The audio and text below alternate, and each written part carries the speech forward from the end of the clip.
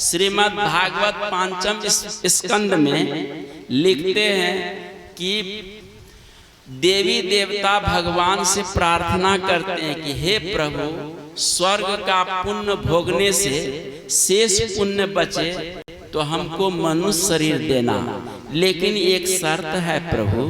कहा कि क्या? मनुष्य शरीर देना, लेकिन भारत भूमि में देना और किसी अन्य देश में मत देना। तो कहा कि तो भारत भूमि में जन्म लेना चाहते हो तो भारत भूमि की विशेषता क्या है?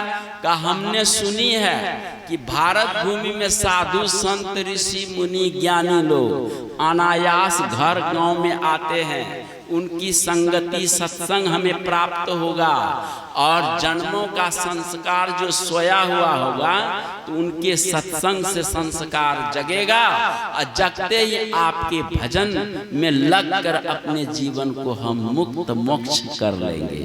इसलिए हमें भारत में जन्म देना। तो यहाँ भारत में पेड़ पौधा पशु पक्षी का भी जो जन्म है बड़ा भाग्यशाली, केवल मनुष्य ही भाग्यशाली नहीं है। लोग कहते हैं कि बड़े भाग मानुष तन पावा, है ना? क्या पशु भाग्यशाली नहीं है? अरे उनको भी भाग्यशाली है, क्योंकि हिंदू समाज में सनातन में आजादी है, उसको बड़ा सुखानुभूति करता है पशु पक्षी। लेकिन अन्य बिरादर में बेचारे को काट करके मार करके खा लेते हैं। संतों ने कहा कि पशु ने क्या अपराध किया? कोई अपराध नहीं किया। अपराधी तो ये मनुष्य है जो बिना अपराध के पशुओं को काट के खाता है। मछली ने क्या अपराध किया है? आपका क्या बिगाड़ा है? कुछ नहीं बिगाड़ा, लेकिन ये मनुष्य इतना निर्दयी अपराधी है कि उस मछली को भी मार के खाता है। पेड़ पौधों ने क्या आपका बिगाड़ा, क्या अपराध किया है? लेकिन ये मनुष्य इतना खतरनाक है कि पेड़ पौधों को भी काट कर, है ना, जलावन बनाता है। इसलिए सबसे सृष्टि में यदि खतरनाक कोई जीव है तो वो मनुष्य है। मनुष्य जिसके पास आत्म ज्ञान नहीं होता है ना, है ना, आत्म ज्ञान के अभाव में ऐसे मनुष्य खतरनाक होता है। ऐसे खतरनाक मनुष्यों से सावधान रहिए। हाँ, लेकिन ज्ञानवान आदमियों से सावधान नहीं, उनसे सामना करिए, उनसे कुछ मिलेगा, उससे कुछ न कुछ मिलेगा। ये बात है। इसलिए बड़े भाग्यवान, कहने बड़े भाग मानुष तन पावा। अब बड़े भाग्यवान मनुष्य तन पावा। हम छोटे थे ना, मेरे गांव में एक लड़का को नौकरी मिल गई। नौकरी लगते ही तुरंत मेहमान लोग आए, बरतवारी आए, विवाह भी हो गया और दूसरे साल उसको बेटा हो गया। तो गांव वाला कहने लगे, सब संग साथी कहने बड़ा भाग्यशाली है ये, है ना, तुरंत नौकरी लगी और नौकरी के साथ साथ तुरंत ब्याह हुआ तो बेटा भी हो गया। कितना भाग्यशाली है। तो नारायण, ये भाग्यशाली नहीं है। भाग्यशाली तो वे हैं जो भगवान के चरणार बिंद में अपने मन को लगाकर अपने शरीर को छोड़ देता, न्यौछावर कर देता है, वो है भाग्यशाली। बात समझ गए? भाग्यशाली उसको नहीं कहते। भले सांसारिक तौर पर आप भाग्यशाली कह लीजिए, लेकिन आध्यात्मिक तौर पर यदि भाग्यशाली कहना चाहते हैं तो मेरे चिंतन के अनुसार भाग्यशाली कलयुगिया मनुष्य नहीं है। त्रेता के बंदर भालू भाग्यशाली है, जो भगवान के नाम पर अपने जीवन को न्यौछावर कर दिया था। अब जरा विचार करिए, भगवान के नाम पर राक्षसों से लड़ते लड़ते बंदर भालू सब मर गए, लेकिन भगवान की दया हुई। इंद्र को कहा कि अमृत की वर्षा करो। अमृत की वर्षा हुए 2 दलमाही, जीवे बंदर भालू निशाचर नहीं। बंदर भालू तो जीवित हो गए, लेकिन निशाचर जीवित नहीं हुआ। आखिर कारण क्या? भगवान के दृष्टि में तो सब जीव उनका अपना ही है। तो यहाँ भेद क्यों हुआ कि मरे हुए बंदर भालू के मुख में अमृत गया और राक्षसों के भी मुख में अमृत गया, राक्षस सब जीवित नहीं हुआ, बंदर भालू जीवित हो गया।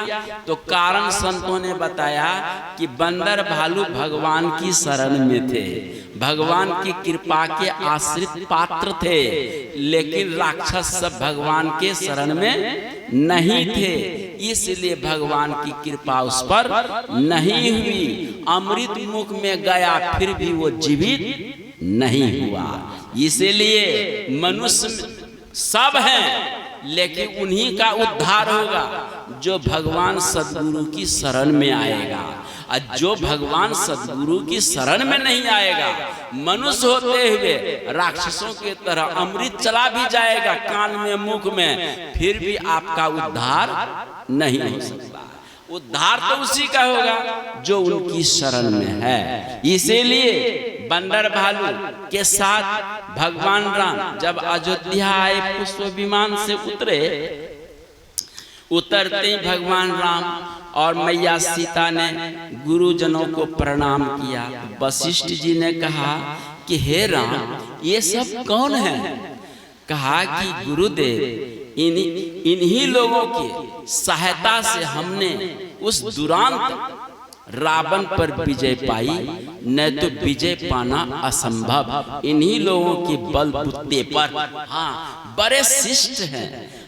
वशिष्ठ जी कहते हैं बड़े सभ्य हैं, ये सब बड़े शिष्ट हैं। कलयुग का मनुष्य शिष्ट नहीं, सभ्य नहीं, लेकिन त्रेता युग के बंदर भालू शिष्ट हैं, सभ्य हैं, जो राम के अनुचर बने हुए हैं।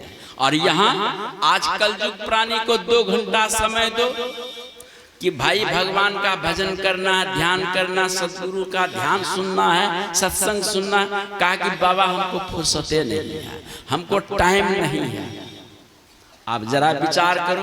और बंदर भालू को समय है, इसीलिए वे लोग शिष्ट हैं, सभ्य कहलाते हैं। लेकिन कलयुग के मनुष्य नहीं। हाँ, कुछ सब नहीं, कुछ हैं, तभी आप लोग यहाँ, आप लोग बड़े सभ्य हैं, बड़े श्रेष्ठ हैं। हाँ, तभी न भगवान सद्गुरु के वचन को सुनने के लिए आप यहाँ पर पहुंचे हैं। और देखिए, यह शरीर किम निमित्तम? अज्ञान निमित्तम।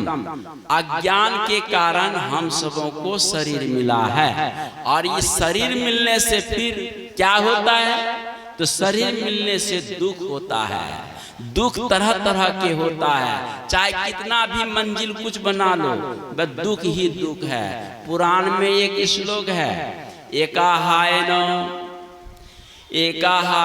द्विफला त्रिरस चतुर्रस पंचविधा षडा आत्मा सप्तत्वक अष्टविटपो द्विखगः सनातन वृक्ष अनादि वृक्ष। कहा ये शरीर क्या है? ये सनातन अनादि वृक्ष है। इस वृक्ष में 4 फल हैं। क्या? धर्म, अर्थ, काम और मोक्ष, ये 4 फल लिखा गया है। और 2 फल और लिखा गया है, सुख और दुख। शरीर मिलने से सुख और दुख मिलता है। और इस सुख दुख को हम कैसे जानते हैं? तो 5 विधा, 5 ज्ञान इंद्रियों के द्वारा हम जानते हैं। आंख, मुख, नाक, कान, त्वचा के द्वारा हम ये 5 सुख दुख को हम जानते हैं। और कहते अष्टविटपो, इस शरीर रूपी वृक्ष सनातन अनादि वृक्ष में 8, इसमें 10 पत्ते हैं। 10 पत्ते मैंने 10 प्राण हैं। और 8 विटपो, 8 क्या है? 5 है तत्व महाभूत, और 3 तत्व है क्या? मन, बुद्धि, अहंकार। तो 3 ये 5, 5 3 8 मिलकर के ये शरीर का निर्माण हुआ है। 8 मिलकर ये शरीर संसार बोलते हैं।